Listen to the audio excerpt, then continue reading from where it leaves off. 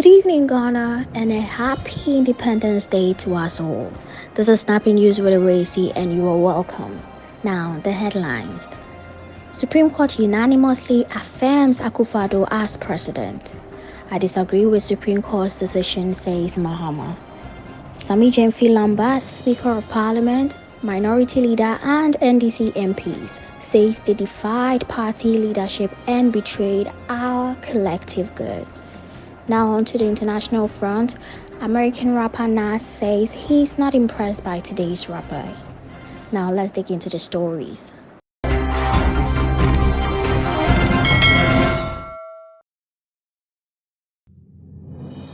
The Supreme Court, per a unanimous decision delivered on Thursday, has affirmed Nana Addo Dankwa Akufo-Addo as a validly elected president of Ghana.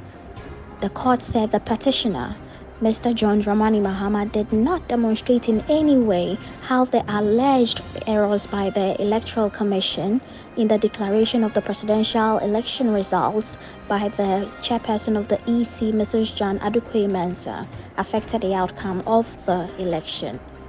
The petitioner has not produced any evidence to rebut the presumption created by the publication of the CI 135. For which the court said the petitioner wanted a rerun to be made. In effect, the Supreme Court said there is no reason to order a rerun as one of the reliefs by the petitioner and dismissed the petition as having no merit.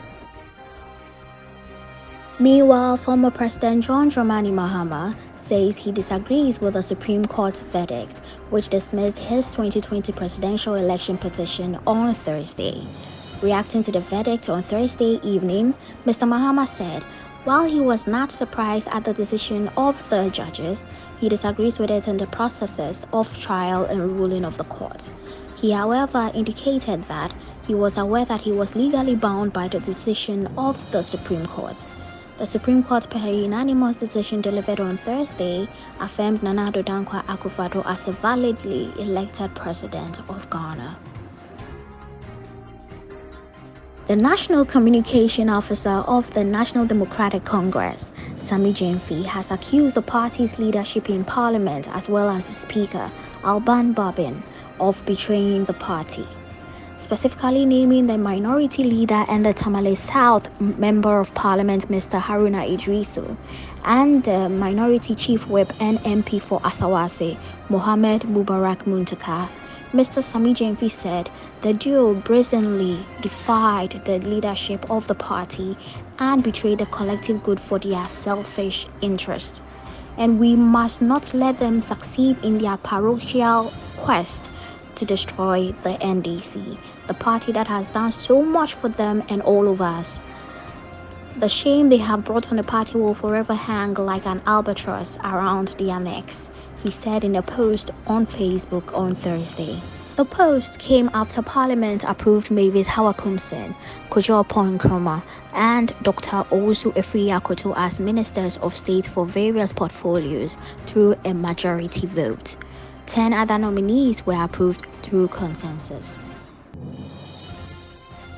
Now moving on to the international story. After years of a career in the hip-hop industry, Nas' longevity and his intact lyrical prowess make a concern from the rapper extremely meaningful. Unfortunately, none of the MCs of the current generation have impressed him long enough to get a public endorsement. Nas isn't dropping as frequently as he used to, but he's still coming through with gems every once in a while, releasing one of the best albums of last year in King's Disease, and coming through recently with EPMD from the Judas and the Black Messiah soundtrack. In a new interview with Financial Times, the successful businessman commented on the state of rap music, and from his remarks, you can see that he is not really too fond of what's been coming out recently. I appreciate what's out there, but there is no one keeping me up at night, said Nas when asked about his opinion on contemporary rap. I hear a new rap record and I think it's great, but I don't listen to it the next week. He did name one artist that impressed him, name dropping Pop Smoke as somebody that was doing special things for the culture. "We were happy to see that young king come up," said Nas about Pop. "He was a breath of fresh air. The drill movement in London, Chicago, and New York is really exciting." That's all for today on Snappy News with Ewura Esi. Thank you so much for watching, and kindly subscribe to my YouTube channel if you haven't. I'll come your way same time next week. Enjoy your evening.